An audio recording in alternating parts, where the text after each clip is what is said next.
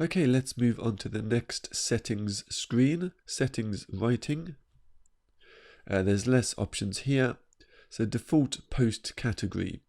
I haven't set up any categories yet. I was going to do that in a later video. A post category is, when posting to your blog, you may want to set up categories for different types of subjects. For example, I'm going to go into this in more detail as mentioned, but actually let's just do that very quickly. Posts categories. Okay, there's only one category at the minute called uncategorized. Let's add a couple of new ones. Let's say I run a technology site and I'm going to be blogging about technology. So one logical category could be Apple. Slug Apple. And more on what the slug is later. Parent, none. Leave the description blank. Okay, and let's just do one more. Microsoft.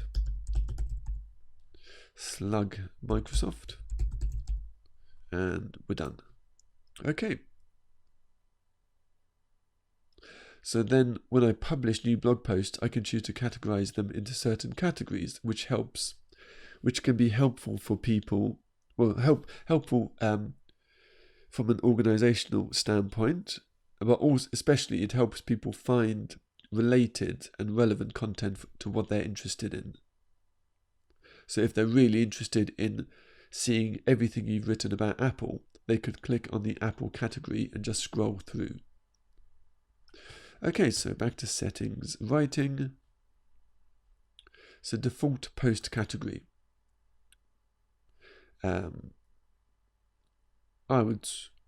Let's say uncategorized, but let's say if you're writing a lot about Apple, you could maybe just put Apple there. Okay, default post format. I'm going to go into this in more detail in a later video. So different formats, different standard formats you can have for your posts. Let's just leave it as standard.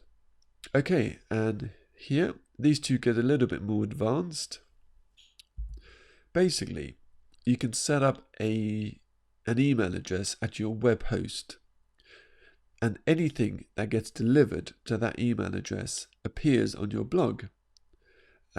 So that could be handy if you like writing blog posts in email and then emailing them to this secret address, so it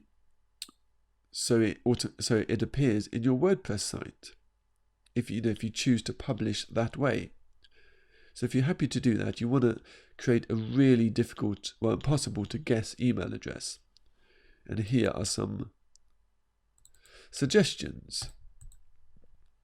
So again, slightly beyond the scope of this video course to talk you through setting up a POP account. But you need a POP, there you go, a secret email account with POP3 access. So speak to your web host about it if you're not sure. So I would enter the mail server address there and the correct port there, and then the login name, whatever it may be. Maybe it's completely random email address. So whatever it may be, if you want to do that, or it could just be a series of numbers. Again, doesn't matter. And then again, check with your web host, because these details will be different from web host to web host. But it could be @4demos.com. Okay, and nobody's going to guess that, and hopefully that's not going to get any spam, because nobody's going to know about the address. So yeah, that should be safe for publishing, for receiving blog posts if I want to, maybe if I want to have them published in that way. And then set up the password, default category. Okay, and lastly, update services. What you can do here, just by leaving the default option, is when you publish a new post, services are pinged. They're automatically told that you've got new content, And this has nothing to do with your readers or your website visitors. This is entirely automated.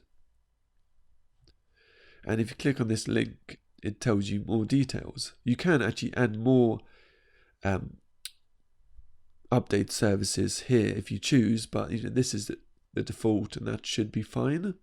Or if you don't want this at all, you can just delete it. So update services, that's